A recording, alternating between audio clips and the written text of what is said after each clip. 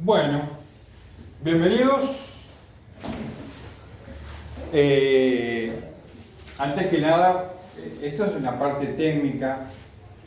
Lo mínimo que pensamos deben conocer ustedes porque no queremos abrumarlos, tampoco van a salir radiotécnicos, ¿no? Quizás alguno, ojalá, tenga algún conocimiento previo o se embale queriendo aprender más. Todo es posible, ¿entienden? El resto de su vida para aprender, como se dice, ¿no? Pero hay unos conceptos que tienen que manejar, lo van a escuchar, no llegarán a reparar un equipo, pero comprenderán por qué se usan ciertos materiales, por qué algunos dispositivos tienen ciertas características, qué buscamos nosotros. Por ahí van a escuchar un poco de física, pero muy liviana, una idea sencilla de cómo funciona a nivel microscópico unos materiales. Tampoco lo vamos a abrumar. Hay una característica de lo que se llama materia. La materia es todo lo que ve y lo que no se ve, ¿no? Se presenta en diferentes estados. Se llama carga eléctrica. Carga eléctrica, que se presenta positiva y negativa, ¿no? ¿Han oído hablar de eso? Carga eléctrica. Entonces, esa es una característica. Otra puede ser temperatura, longitud, bueno. Una característica es carga eléctrica, que se presenta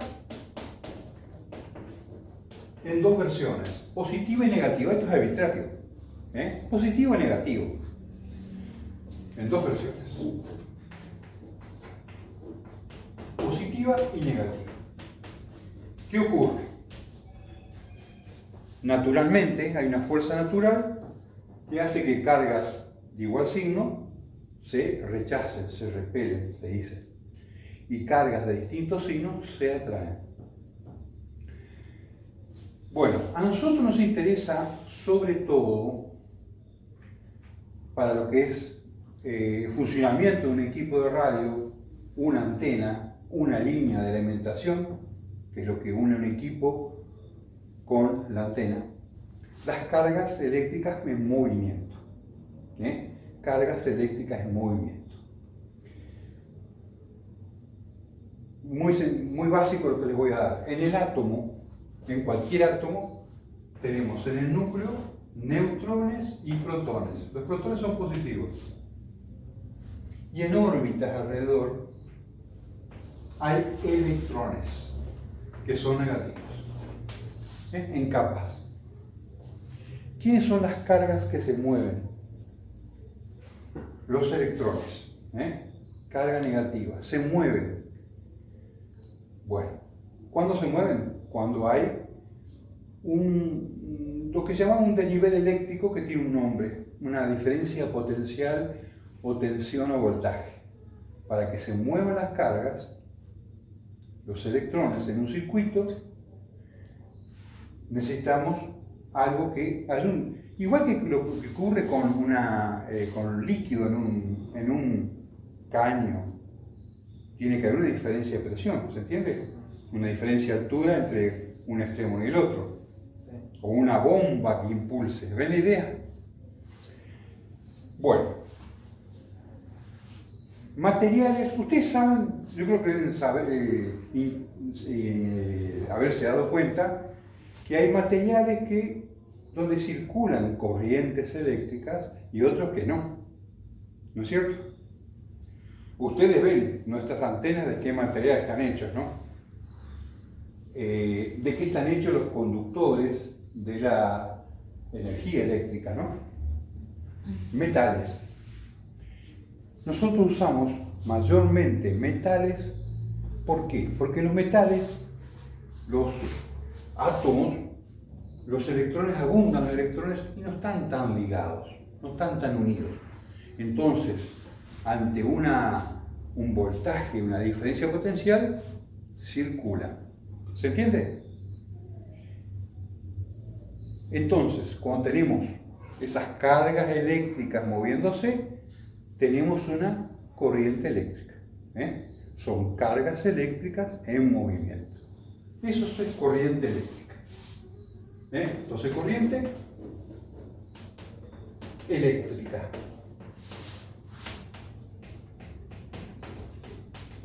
Son los electrones que se van a mover respecto al tiempo, ¿no? Una cierta cantidad de carga circuló, respecto al tiempo tenemos una magnitud que se llama intensidad de corriente eléctrica. Bueno, ¿se entiende la idea? Muchas veces la analogía, podemos compararlo con el flujo, el movimiento de un líquido. Las cargas se mueven, el agua, un fluido se mueve en un caño cuando hay una diferencia de presión. Corriente eléctrica. Nosotros usamos la letra I para identificarla. I mayúscula. Algunos usan I minúscula a veces. Corriente eléctrica. ¿Qué tiene que haber para que se mueva? En física se usa diferencia potencial. En la parte electrónica, en las comunicaciones, usamos tensión o voltaje. Entonces, ¿qué necesitamos? Tensión o voltaje. Es ese desnivel eléctrico que hace que se muevan las cargas. ¿Va siguiendo hasta acá? Sí. Corriente eléctrica, carga en movimiento, el desnivel que permite que se muevan, que hace que se muevan. Algunos vamos a poner la letra T mayúscula, se usa para referirse a tensión o voltaje, ¿no? Simbolizamos así. Perdón, gente. Esta es la magnitud, aquello que provocamos. ¿Con qué medimos? Con una unidad, así como una longitud medimos en metros, ¿no? Un volumen en metro cúbico o una temperatura en grados. ¿Se entiende? Acá usamos el amper. La unidad es el amper o amperio. Amper. ¿Le suena? Han escuchado eso, ¿no? Buenas noches, buenas noches. ¿Qué tal? ¿Cómo te va? ¿Qué cotizas, perdón? No pasa nada. Amper. ¿Qué usamos acá? ¿Alguien recuerda la unidad de tensión, diferencia potencial o voltaje? Empieza con B corta. El vol. Vol o voltio. ¿Sí, señor? Vol o voltio, españolizado. Es el desnivel. En una batería de auto, ¿cuál es el desnivel entre los dos bornes? 12 voltios, así nominales, ¿no? 12 volts. De un auto, en un camión, creo que es 24 volts usualmente, ¿no? Sí, pero las baterías son 2 de 12. Ajá, 2 de 12. No hay batería de 24. No, pues yo no digo que no. Bueno, bien, bueno, ahí está. Combinando.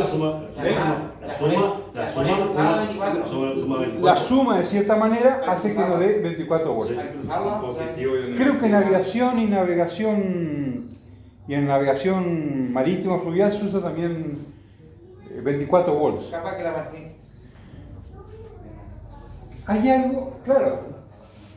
Bueno, imaginemos un conductor, un alambre de metal. ¿Por qué metales? Ustedes escucharon, ¿no? Por los metales tienen muchos electrones disponibles y están poco unidos acá al núcleo. Ante una diferencia de potencial o tensión, se mueven. En otros materiales no pasa lo mismo, ¿no? Ya vamos a volver sobre el tema. No es que acá va a circular cómodamente una corriente eléctrica. Resulta que en la estructura del material están las moléculas, o sea, los átomos combinados, los electrones y los protones. Los electrones no van a viajar cómodamente. Van a chocar con otros electrones, van a agitar los otros electrones y aparece lo que se llama, lo que es una oposición una limitación a que fluya esa corriente. Eso se llama resistencia, resistencia eléctrica. Lo mismo pasa en un fluido real, líquido o gas, tiene viscosidad, se llama, y hay una especie de rozamiento interno. Bueno, en electricidad tenemos lo que se llama resistencia eléctrica. Es una simplificación, perdón a aquellos que manejan en más detalle esto. Yo tengo que no irme demasiado por las ramas porque se me van a aburrir. Pero son conceptos que van a aparecer siempre. Entonces, lo otro que aparece es resistencia eléctrica. Digo resistencia eléctrica en el contexto que estamos. Hay resistencia hidrodinámica, resistencia y otro tipo de resistencia, pero eléctrica. Ahí está. Entonces, acá, entre los extremos de este conductor, un alambre, no tiene por qué ser la forma de un alambre, una chapa también es un conductor. Nosotros usamos mucho conductores en forma cilíndrica, ¿no? Los cables y otros dispositivos, ¿no? Diferencia potencial, hay una corriente eléctrica y esto tiene resistencia. Resistencia se mide en ohm u ohmios. ¿Le suena? Sí. Ohm. La unidad se llama resistencia, vamos a llamarla con la letra R, y la unidad se llama ohm u ohmio. Es el apellido de un científico. A veces aparece escrito así, abreviado con la letra, ¿viste que aparece una herradura? Es la letra omega mayúscula, letra griega, ohm. Esas tres magnitudes están involucradas. Cuando yo tengo un flujo continuo de corriente, estamos ante una corriente continua, en un sentido, ¿se entiende? No siempre es así. Fluye en un sentido, para allá van las cargas, ok, tenemos una corriente continua. ¿Hay otro tipo? Sí. Probablemente Alejandro se va a encargar de explicar un poco eso. Tres magnitudes muy importantes involucradas acá. Así funciona lo que es la electricidad, ¿no? Estas tres cosas involucradas. ¿Cómo es el juego entre las tres? Diferencia potencial, corriente, resistencia. Funciona así. Cuanto mayor es el nivel eléctrico, mayor corriente va a tender a circular. ¿Se entiende? Esa nos juega a favor. La resistencia nos juega en contra. A mayor resistencia, menor corriente eléctrica. ¿Ven el juego? Esas son las relaciones entre ellas. No se asusten. Matemáticamente, esto se expresa así. No se asusten. Así. Diferencia de potencial o voltaje sobre resistencia. O sea, conozco esto, puedo tener la corriente que va a circular. Matemáticamente, si yo conozco dos de ellas, encuentro la que me falta, haciendo números. Esto es muy importante, ¿no? Yo muchas veces pretendo el mejor material posible como conductor. Buenos conductores al alcance nuestro son aluminio, cobre, más caro, pero accesible todavía. Hay algunos mejores, plata, oro, pero ya se nos escapan a nuestro uso. Hay en ciertos dispositivos son ya se paga eso, contactos y ciertos dispositivos tienen un baño de plata para hacerlo más durable y bajar la resistencia, ¿se entiende? Pero no en cantidades importantes, no en cantidades importantes. Entonces, bueno, para antenas nosotros vamos a usar aluminio y cobre muchas veces.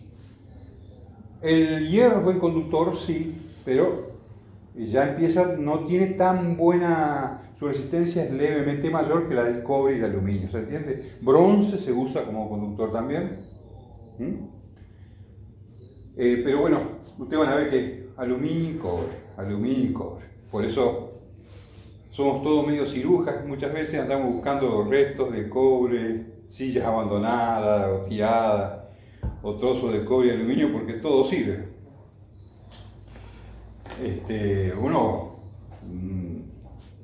La mayoría de nosotros no disponemos de fondos y gran cantidad de dinero para poder comprar todo nuevo, ¿no?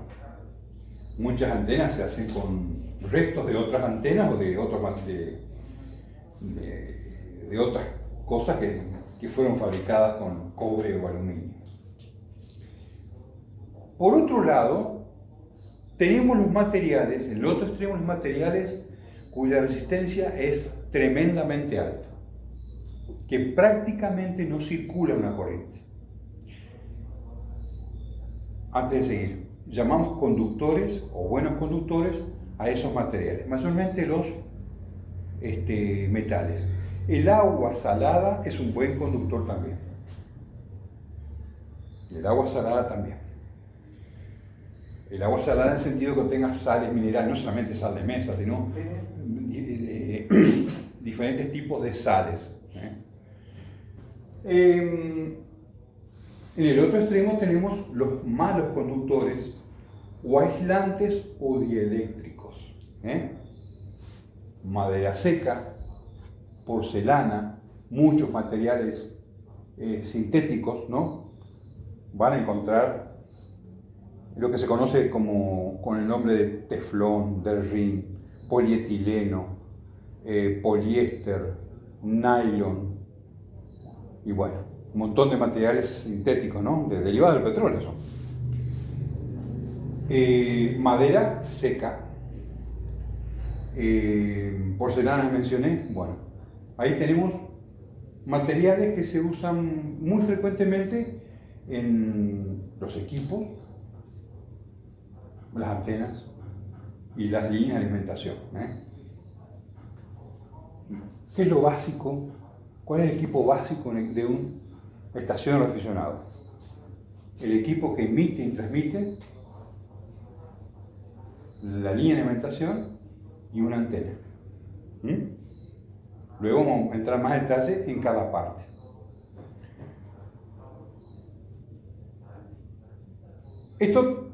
Les comento esto porque nosotros muchas veces estamos impedidos de transmitir porque tenemos una tormenta eléctrica encima. Es peligroso. Ustedes saben, porque en nuestras casas también ante una tormenta eléctrica tenemos que tener cuidado. Normalmente el aire es un mal conductor de la electricidad. En la atmósfera ocurre lo siguiente: entre la atmósfera, la zona de las nubes y el suelo,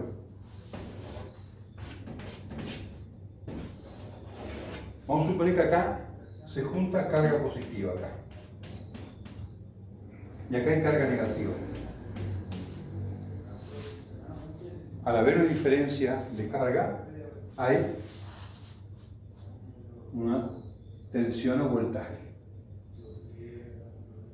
Suele ser tan grande a veces esa diferencia del orden de miles de volts que el aire de repente los electrones de las moléculas de aire son arrancados.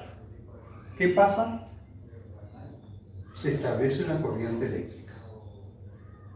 Cuando pasa esa corriente eléctrica gigantesca, la vemos, ¿no? Vemos los efectos al pasar, emiten luz, los rayos, el rayo. Es una gigantesca chispa. Sí. Un rayo es una gigantesca chispa. Lo que pasa es que al saltar de órbita, no quiero tanto en física teórica, ¿no? Al saltar de órbita, emiten luz los electrones, para compensar el cambio de energía que sufrieron. Bueno, rayo. El aire dejó de ser un dieléctrico o aislante. Se estableció una corriente. Rayo. Rayos puede haber también de tierra a nube. Y entre nubes también. ¿Mm? Más allá del impacto directo, dos cosas nos perjudican los rayos. Más allá que caiga encima de la estación, recorra y nos queme, ¿no es cierto? Ya conocen eso, ustedes hemos sufrido algunos las consecuencias, ¿no? En un equipo, un televisor, un módem, en fin, teléfono fijo, ¿no? Se genera ruido.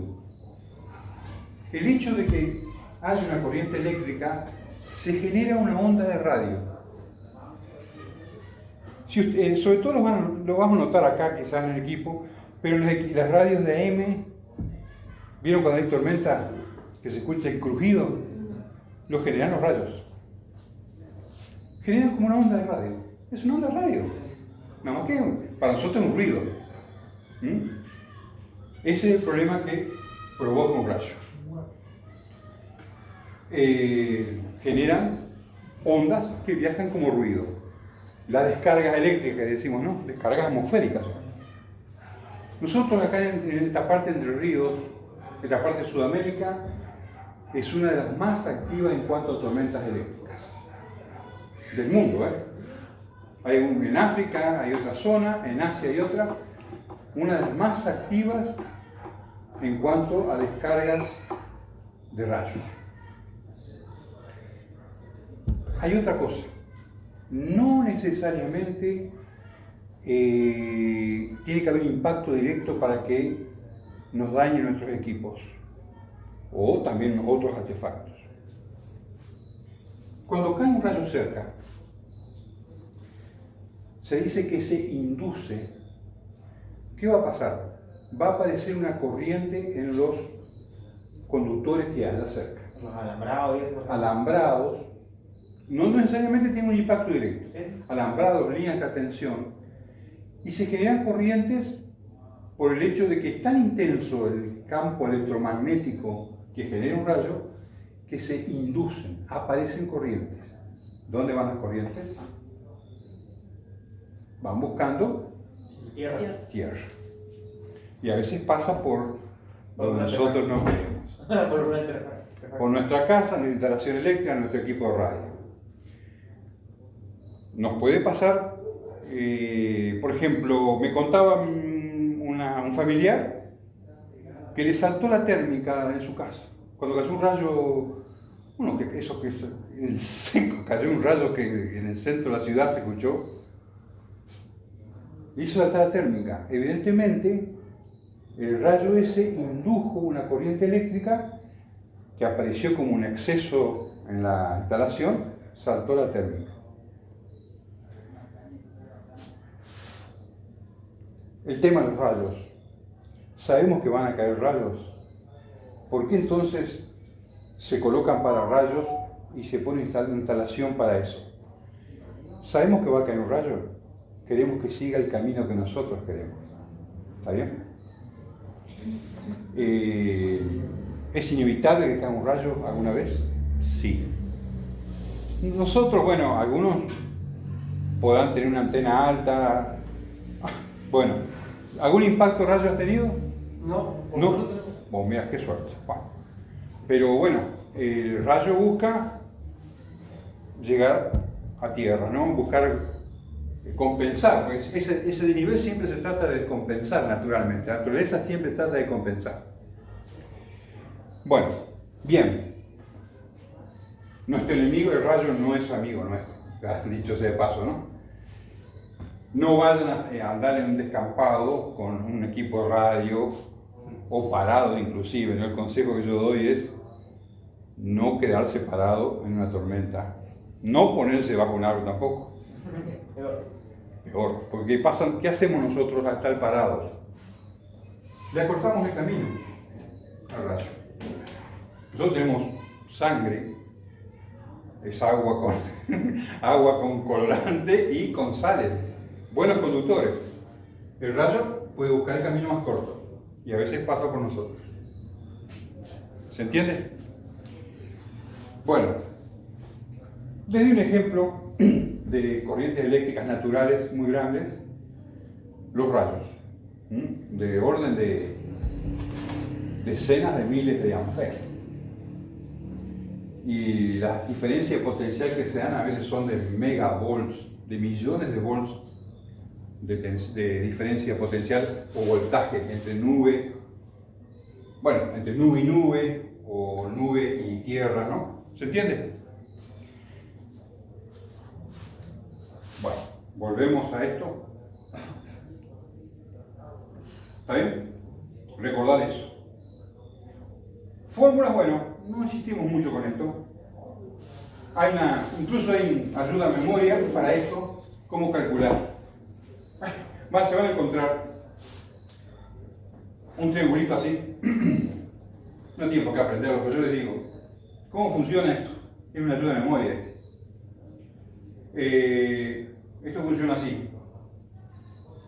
Yo hago de otra manera esto, entonces tengo que pensarlo. Acá pongo, ¿cómo funciona esto? Quiero conocer el voltaje, multiplicar corriente por resistencia. Quiero conocer la corriente, voltaje sobre resistencia.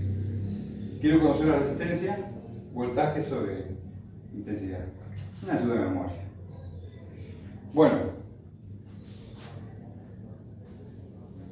ahí hablamos un lote de cosas, ¿no? Conductores y no conductores, o dieléctricos o aisladores, y esas tres magnitudes que intervienen en un circuito, una corriente continua, por ejemplo.